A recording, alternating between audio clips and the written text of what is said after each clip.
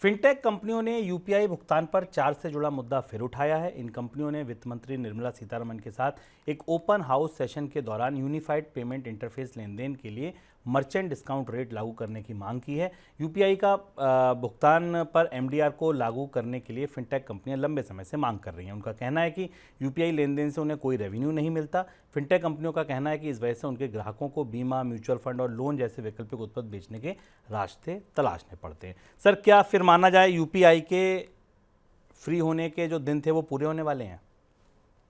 मामला देखिए घूम कर वहां आ गया जिस बात की संभावना थी। फिनटेक कंपनियों के बिजनेस मॉडल लड़खड़ा गए हैं, क्योंकि एक तो कंप्लायंस के नए नियमों के कारण, डिजिटल लोन के कारण फिनटेक कंपनियों को नए सिरे से अपने कामकाज पर सोचना पड़ रहा है, और दूसरी चीज ये कि रिजर्व बैंक की तरफ से खासी सख्ती की जा रही है। अगर आप फिनटेक स्पेस को शुभम देखें तो पिछले एक साल में फिनटेक कंपनियों का जो सबसे बेहतर रेवेन्यू वाला मॉडल था वो डिजिटल लोन का ही मॉडल था, क्योंकि उसी के जरिए उन्हें कमाई होती थी। इसके अलावा पेमेंट पर या यूपीआई पे उन्हें कोई रेवेन्यू या जैसी परिस्थिति तो बनती नहीं दिखाई दे रही थी। अब डिजिटल लोन को लेकर रिजर्व बैंक ने सख्ती की है, वित्त मंत्रालय ने भी सख्ती की है, डिजिटल लोन को लेकर नए नियम भी आने वाले हैं। ऐसी स्थिति में अब ये पूरा स्पेस सिकुड़ रहा है, और इसलिए फिनटेक कंपनियां अब इस बात की मांग कर रही हैं कि जो फ्री पेमेंट यूपीआई के जरिए किया जाता है, इस पर उन्हें थोड़ा बहुत रेवेन्यू मिलना शुरू हो। और शायद ये चर्चा इसलिए भी की गई है कि ये सर्वाइवल की बात भी है। अगर इन कंपनियों को कोई रेवेन्यू यूपीआई पे नहीं मिला तो इनका कहना यह होगा कि सर्वाइव इनके लिए सस्टेन करना मुश्किल हो जाएगा, क्योंकि फिनटेक के बाकी उत्पादों पर